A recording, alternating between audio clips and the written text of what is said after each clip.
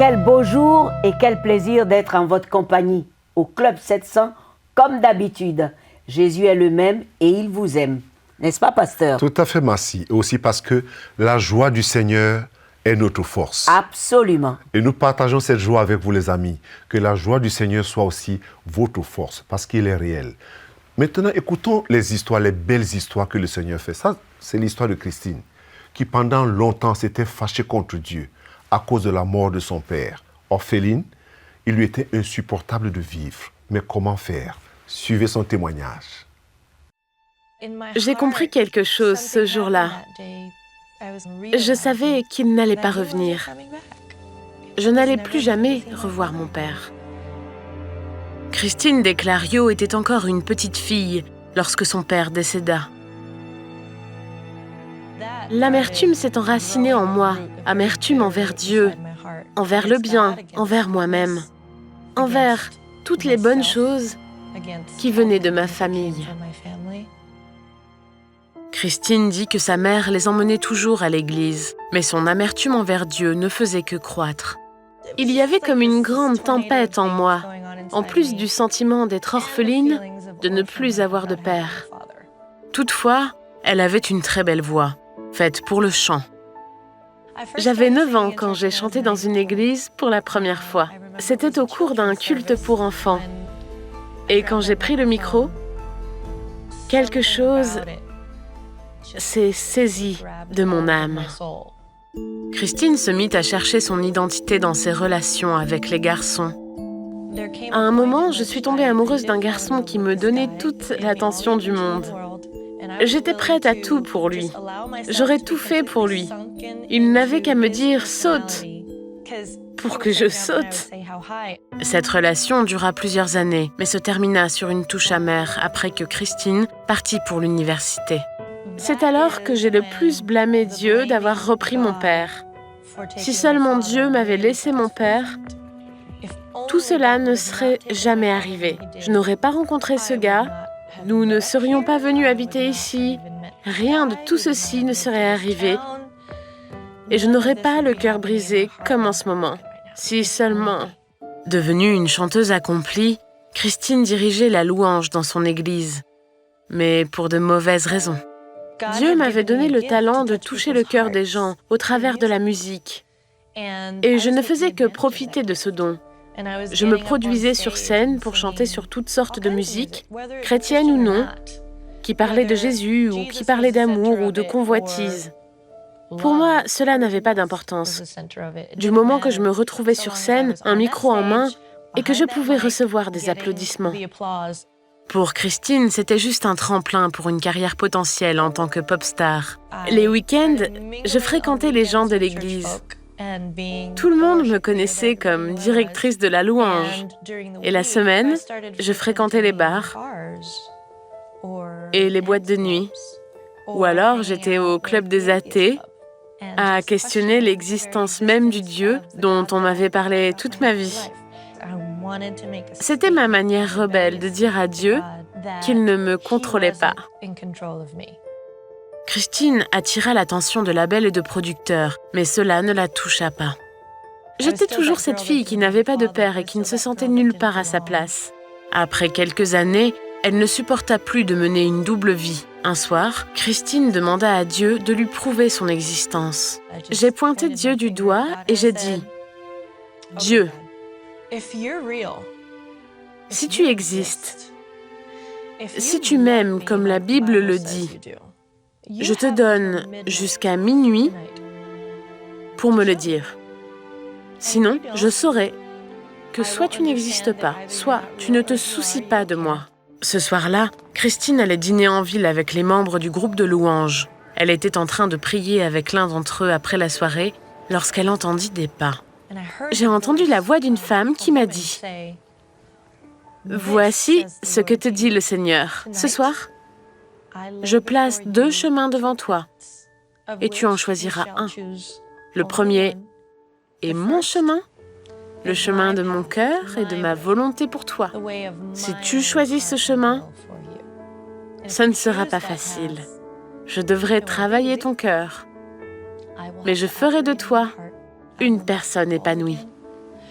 Tu seras saine d'esprit et je serai toujours avec toi.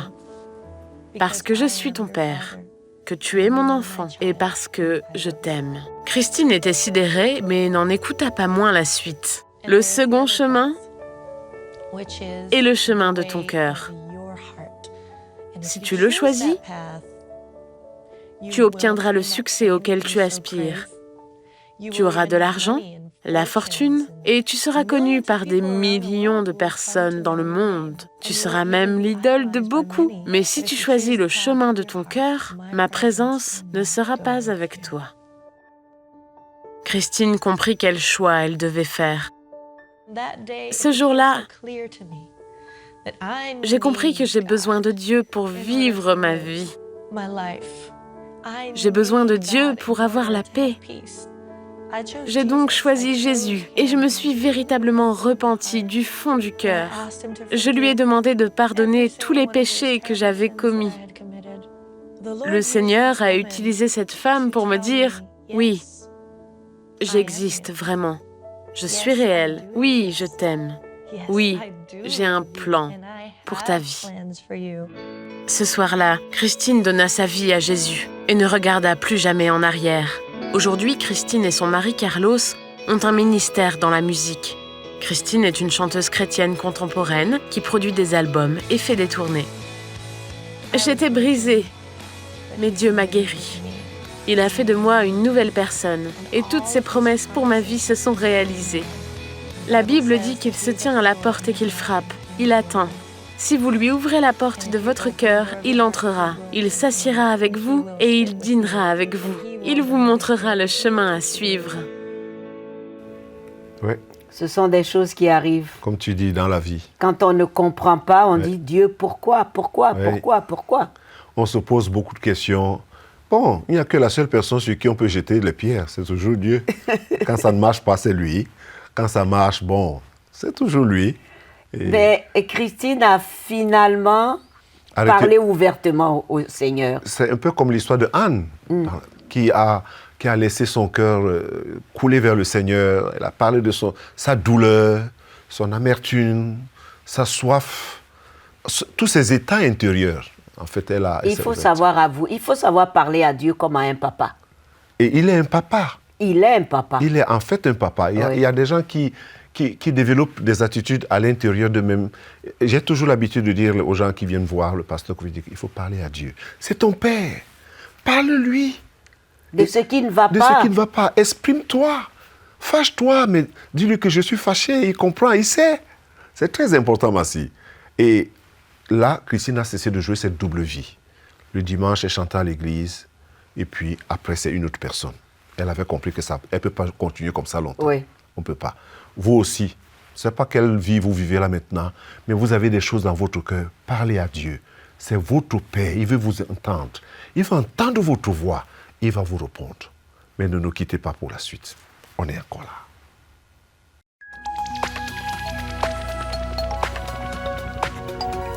Si vous avez des questions spirituelles, des besoins de prière ou même si vous avez besoin de conseils, n'hésitez pas à nous contacter aujourd'hui à cette adresse ou au numéro suivant.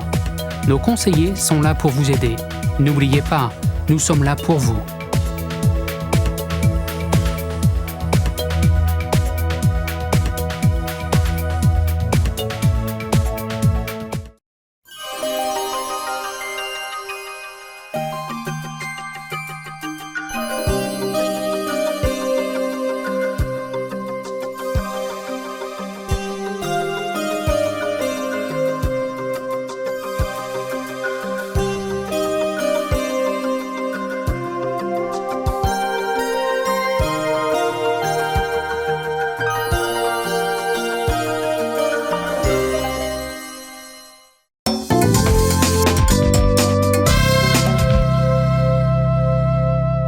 Bienvenue de nouveau au Club 700.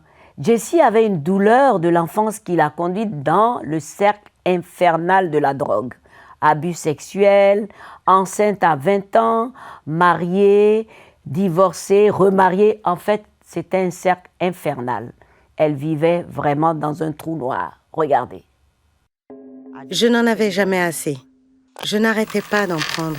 J'en mangeais, je les écrasais, je les sniffais. Je faisais tout mon possible pour en avoir toujours plus. À 16 ans, Jessie Paris découvrit que les anxiolytiques de sa mère et l'alcool avaient la faculté d'adoucir sa vie. Je voulais éviter de faire face à quoi que ce soit. Je ne voulais pas faire face à la vie. Je ne voulais avoir aucune responsabilité. Je ne voulais rien faire. Je voulais seulement me défoncer, tout le temps. Plus jeune, Jessie avait été violentée par son beau-père. Celui-ci maltraitait aussi la mère de Jessie, qui était impuissante à faire cesser le cauchemar. Mon beau-père rentrait à la maison sous l'emprise de la drogue. Et il nous battait. Il lui arrivait de menacer ma mère d'une arme sous nos yeux. Jessie entrait à peine dans l'adolescence quand ses parents divorcèrent. Les violences avaient cessé, mais Jessie était toujours confrontée à sa souffrance. L'alcool lui apportait du réconfort, mais faisait aussi ressortir la rage qu'elle avait refoulée. Si j'avais l'impression que quelqu'un me manquait de respect, je me battais. Les choses devaient aller comme je le voulais, quand je le voulais. Et si ça ne vous plaisait pas, tant pis. Pendant un moment, le Xanax de sa mère et l'alcool lui apportèrent la force qu'elle recherchait. Puis à 18 ans, elle passa au crystal meth. J'adorais ça. J'en étais accro jusqu'à l'os. J'en voulais tout le temps. Tout le reste m'importait peu. Jessie passa 2 ans à sortir et à se droguer.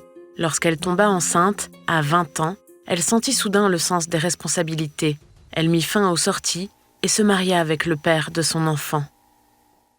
À l'époque, je pensais que c'était ce que je voulais. J'avais eu un bébé et je me disais que c'était ma chance de faire ce que ma mère n'avait pas fait ou n'avait pas pu faire. C'était l'occasion de montrer à tous et à moi-même que je pouvais y arriver. Mais la joie d'avoir un fils et des responsabilités disparut rapidement. Je voulais mon ancienne vie. J'ai recommencé à boire et après avoir bu, la première chose que j'ai voulu, c'était me défoncer. Jessie tomba enceinte de son second fils dans la même année. Elle tenta encore de remettre sa vie en ordre, mais sans y parvenir. Cela m'était égal de me faire prendre. Tout m'était égal d'ailleurs, alors que j'avais 2 petits garçons.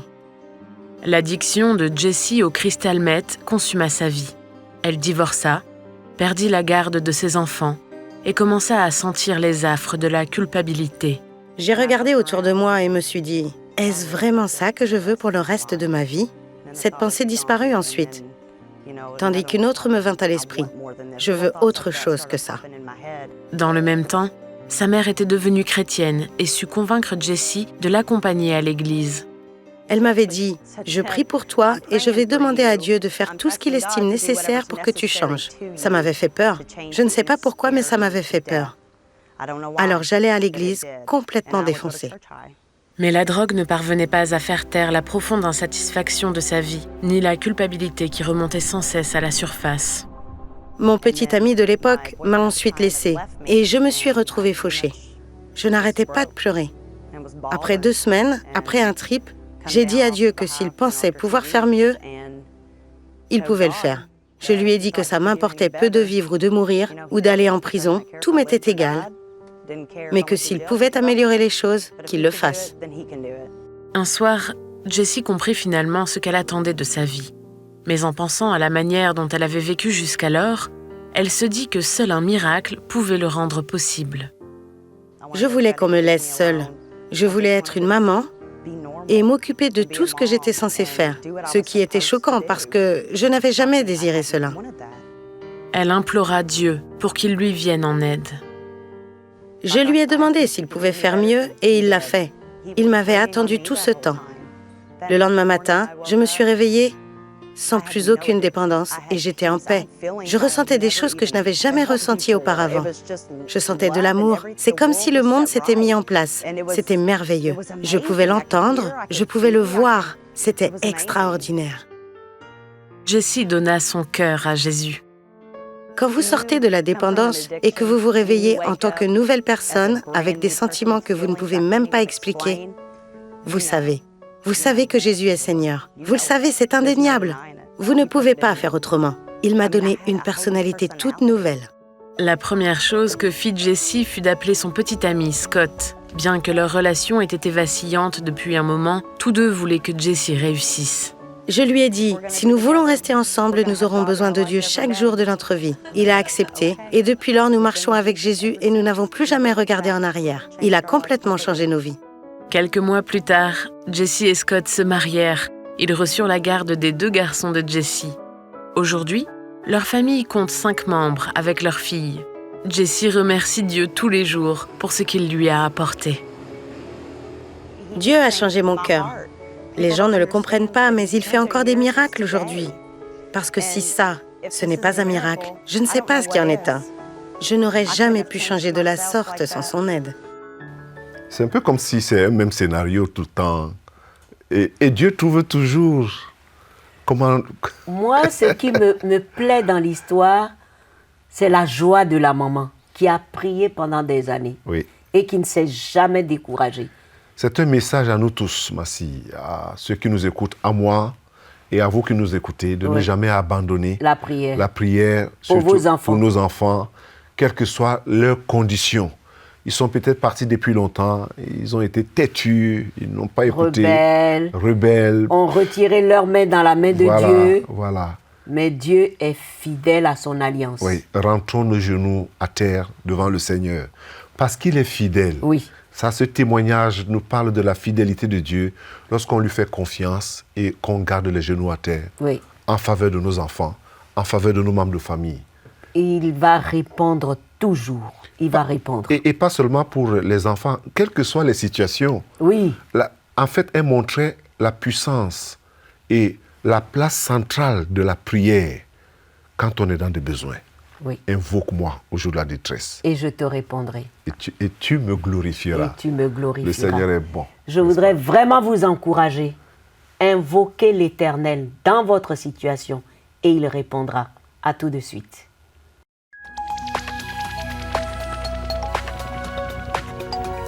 Si vous avez des questions spirituelles, des besoins de prière ou même si vous avez besoin de conseils, n'hésitez pas à nous contacter aujourd'hui à cette adresse ou au numéro suivant.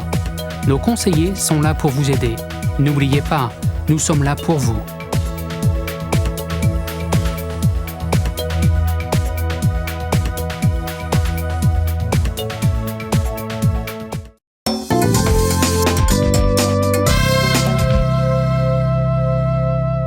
Merci d'être avec nous dans ce programme du Club 700. Vous savez, des gens ordinaires ont parfois, et même très souvent, l'impression d'avoir été trompés. Les gens ordinaires ne vivent pas à l'heure de Dallas, c'est-à-dire 100 à l'heure. Les gens ordinaires, là, ils connaissent plutôt des creux et les vagues et frôlent fréquemment l'échec. Et puis un jour, quand la coupe déborde, on fiche tout en l'air. Comme les autres dont nous avons suivi le témoignage. Le problème est qu'on ne veut plus rien faire. Quand on a l'impression d'avoir déjà trop fait, on est fatigué. Impossible de faire un pas de plus. Pas question non plus d'ouvrir la Bible ou même de prier. C'est grave là. On ne veut plus rien faire parce que le lac de ressentiment retenu à grand-peine derrière le barrage de notre maîtrise de nous-mêmes est trop plein. La colère accumulée en nous contre tout et tous, contre notre situation, notre mauvais caractère, notre famille, contre la dureté de la vie qui nous paraît légitime. Cette colère nous plaît car elle nous permet de nous fouler et de constituer la seule solution acceptable dans notre état de crise. Mais est-ce la seule vraie solution? N'oublions jamais l'essentiel dans cette vie. Et ce, malgré ce dont nous vivons. Les crises intercellent l'amour de Dieu, le Dieu qui nous a aimés. Quand on ne peut plus, quand on est tombé au fond, Dieu est là pour nous ramasser. Il est présent au plus profond de tous nos abîmes et de toutes nos chutes et de toutes nos dépressions. Parce que Dieu nous attend au fond de nos enfers. Alors là, il nous trouve. C'est pas beau ça? Dieu nous attend là au fin fond de nos enfers. Et là, il nous ressort. Je crois que tu as compris mon message. Et si tu as compris mon message, je veux que tu prennes une décision. Tu as déjà débordé, tu es fatigué de tout, tu en as marre. Bible, prière, église, pasteur, tout ce qui est religion, tu t'en fous. Oui, tu as raison. Moi aussi, je te donne raison. Mais il y a une solution. Il y a Jésus. Essaye Jésus. Alors, lève-toi maintenant comme un homme, ou bien assieds-toi là où tu es, et prie avec moi. Seigneur Jésus, j'ai tout essayé et je suis sérieux. Et je te demande de me pardonner, Seigneur. Ma colère, elle ne m'aide pas, Seigneur. Je le regrette sincèrement. Mais je t'invite dans ma vie maintenant. De moi-même, je ne peux plus. Viens changer ma vie, Seigneur. Viens changer cet état d'âme dans lequel je suis. Transforme-moi, Seigneur. Fais pour moi ce que tu as fait pour la plupart des personnes dont je suis le témoignage en ce moment. Et guéris mon cœur malade. Et guéris mon corps qui souffre. Merci de m'entendre. Et merci de m'écouter. Amen. Et Amen. Je peux te dire une chose. Dieu est fidèle. Il t'a entendu. Et il a exaucé. Sois encouragé, sois béni. Merci. Amen, pasteur. Merci beaucoup. Je suis sûre que vous vous êtes senti concerné. N'hésitez pas à téléphoner si vous avez besoin d'aide spirituelle. Allons maintenant au Guatemala voir comment Fidelina et sa famille et tout son environnement ont bénéficié d'une grande bénédiction. Regardons. Au bout d'un sentier en lacet, au pied d'une colline au fin fond du Guatemala, j'ai rencontré Fidelina et sa famille. Elle vit avec son mari, leurs 3 enfants et les grands-parents de son mari. Mon mari travaille dans un élevage de poules, mais il ne gagne pas assez pour subvenir aux besoins de la famille. J'ai alors réfléchi à un moyen de gagner quelques extras pour la famille. Parfois, je demandais à ma maman s'il y avait encore à manger, parce que j'avais encore faim. Elle me disait de me contenter de ce que nous avions, parce qu'il n'y aurait rien de plus. Wilmar ne travaillait pas très bien à l'école. Son instituteur m'a dit qu'il lui fallait des vitamines pour augmenter sa concentration. CBN a récemment commencé un programme novateur de culture de champignons à Chimantenango. Le processus est simple. On amène des épis de maïs qu'on casse et fait bouillir pour tuer les bactéries et les moisissures. On les écrase et les emballe dans des sacs avec des spores de champignons. Ajoutez de l'eau et quelques semaines plus tard, la famille est prête à récolter sa première moisson. Ce que j'aime dans ce projet, c'est que ces femmes utilisent un sous-produit des épis de maïs vides qui seraient autrement jetés pour en faire de quoi nourrir leur famille et faire tourner un petit commerce. Les femmes du village voulaient me faire goûter à leur fameuse soupe aux champignons, mais nous devions d'abord préparer des tortillas comme accompagnement. Bon, je recommence. Malgré mon manque d'expertise avec les tortillas, le repas fut une réussite et la soupe aux champignons délicieuse. Toutes les mamans affirmèrent que leurs enfants l'aimaient beaucoup. Elles sont contentes aussi de savoir que les champignons sont une bonne source de vitamines, nutriments et protéines. J'aime beaucoup la soupe aux champignons. Elle me remplit assez et je n'ai plus faim. Cette culture de champignons me rend très heureuse. Je sais que ce commerce va aider ma famille à bien des égards. Merci CBN. Que Dieu vous bénisse. Dieu merci, CBN est arrivé. Le grand don dont tu parlais, je veux dire, la grande bénédiction d'un grand don. Oui, c'était une grande ferme. Ils ont fini par faire une grande ferme pour qu'ils puissent cultiver des champignons. Ah, des champignons? Oui, c'est bon pour la santé. Ils vendent au marché et puis toute la communauté en profite. Comme quoi, ça donne du travail. Du travail et de quoi manger, de quoi être content et reconnaissant. Voilà. Il y a tout ça. Grâce aux dons. Grâce aux dons. Tout à fait. Et ça, il faut que les gens continuent à donner. Parce que ça se passe partout. C'est notre appel, c'est notre souhait. Oui. Comment je peux être missionnaire avec mes dons. Voilà, parce que ça, c'est une bonne chose. Je crois, Michael nous l'a dit d'ailleurs. Oui. Tu ne peux pas aller en mission, ton argent peut aller en mission. Parce que quand on donne de l'amour, on présente en même temps Jésus-Christ. Tout à fait, merci. Voilà. Tu as trouvé.